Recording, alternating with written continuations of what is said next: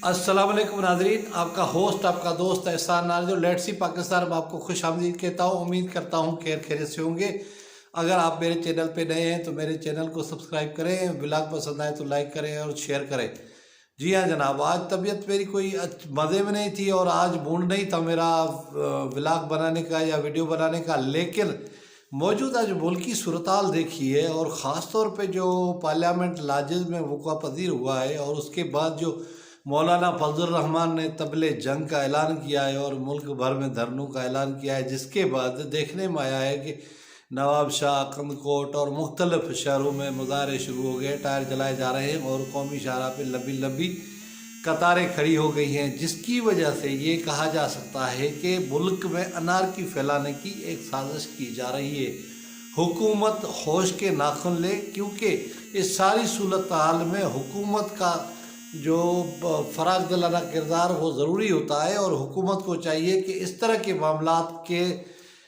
उलझाने के बजाय सुलझाए। क्योंकि एक तरफ ऑस्ट्रेलियन कौमी क्रिकेट टीम पाकिस्तान के दौरे पे है, दूसरी तरफ OIC का सरबराही इजलास इस्लामाबाद में मुनक़द हो रहा है और तीसरे तरफ ये सूरत हाल है कि हुकूमत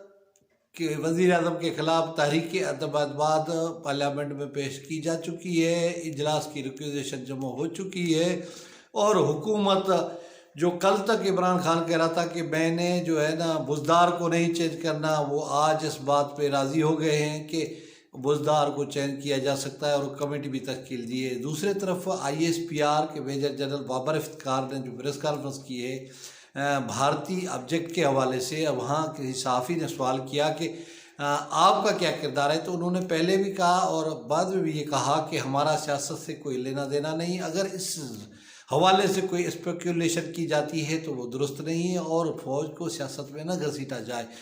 लेकिन मैं तो कहता हूँ कि हुकूमत सबसे पहले दावा कर रही है कि फ़ौज हमारे साथ खड़ी है, हालांकि हुकूमत को भी इस तरह नहीं कहना चाहिए, अपोजिशन तो कह नहीं रही। तो सूरत हाल बड़ी अजीब है। दूसरी तरफ आपने आज देखा है कि MQM ने खदशा ज़ाहिर किया है कि यानी जमहूरियत की बसात लपेट दी जा सकती है। मैं पहले भी आपको कह चुका हूँ कि अगर खरबूजा छुरी पे गिरे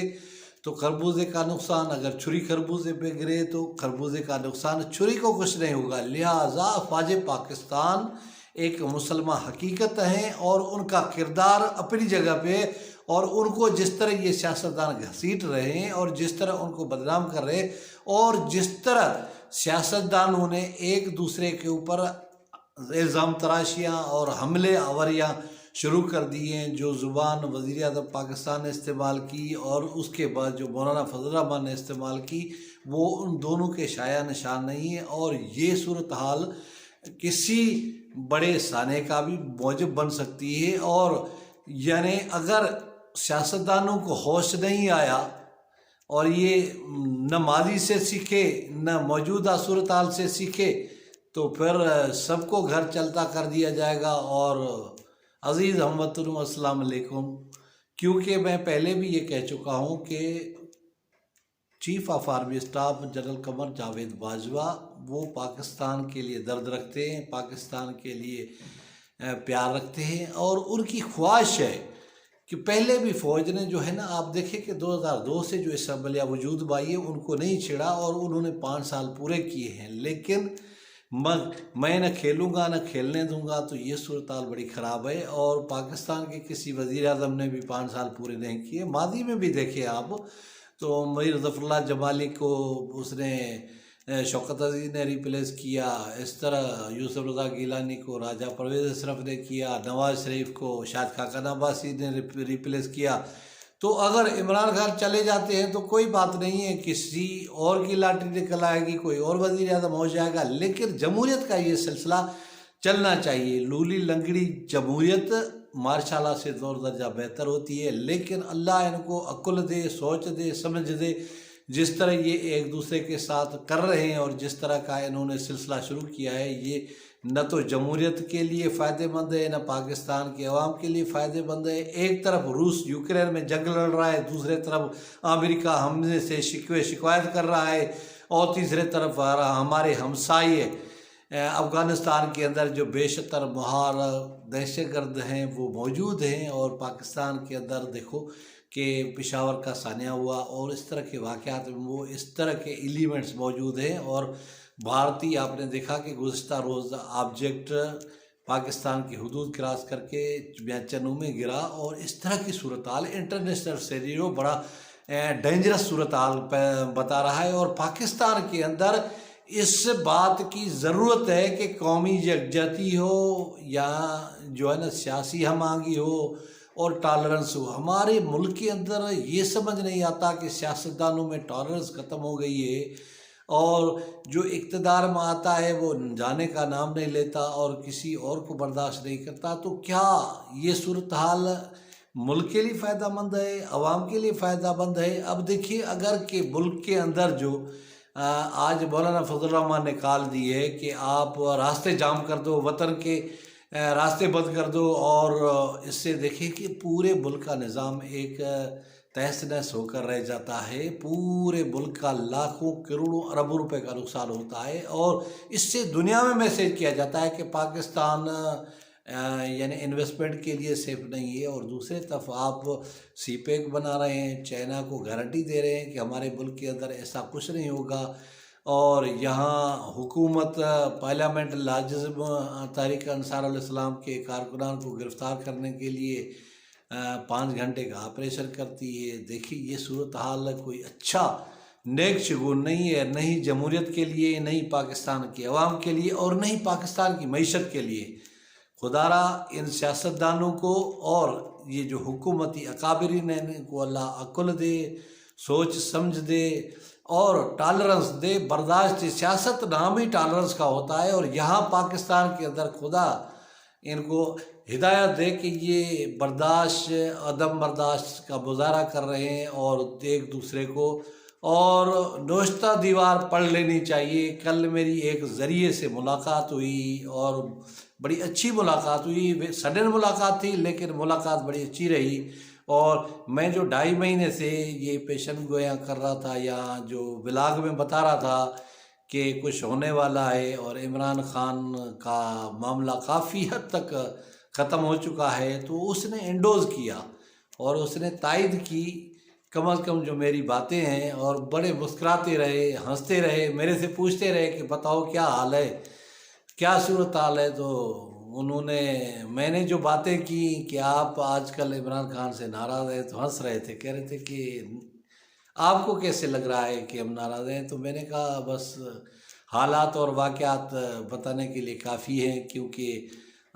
बिलावल भुट्टो का जो मार्च है सिंध कराची से लेके इस्लामाबाद तक, जिस तरह उसमें लोग आए हैं, और ख़ास तौर पे पंजाब के अंदर जो उसको वार्म वेलकम किया गया है, या उसके साथ जो लोग क्राउड था, ये तब्दीली का पेश खेमा है। क्योंकि जब हवाएं रुख बदलती हैं तो बहुत सारी चीज़ें बदल जाती हैं। कहते हैं ना, जिन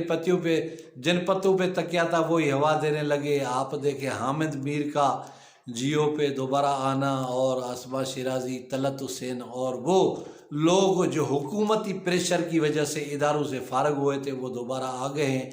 तो इसका मतलब ये है कि हुकूमती रिट कमज़ोर हो गई है, और हुकूमत की जो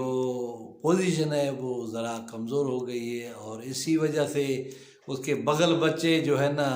ग्रुप बना रहे हैं, दूसरों के साथ मुज़ाकरात कर रहे हैं। और ख़ास तौर पे मैं चौधरी बरादरान, चौधरी शुजात हुसैन और चौधरी परवेज़ इलाही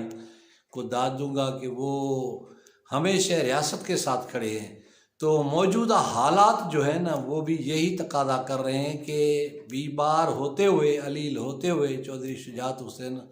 न सिर्फ सरगर्म हैं बल्कि वो अपना किरदार अदा कर रहे हैं। और यही चौधरी शुजात हुसैन का ही कहना है कि इस्लामाबाद को फतह करने के लिए 1 कैप्टन और 2 गाड़ियाँ काफ़ी हैं, और आपने उसका मुजाहरा, अमली मुजाहरा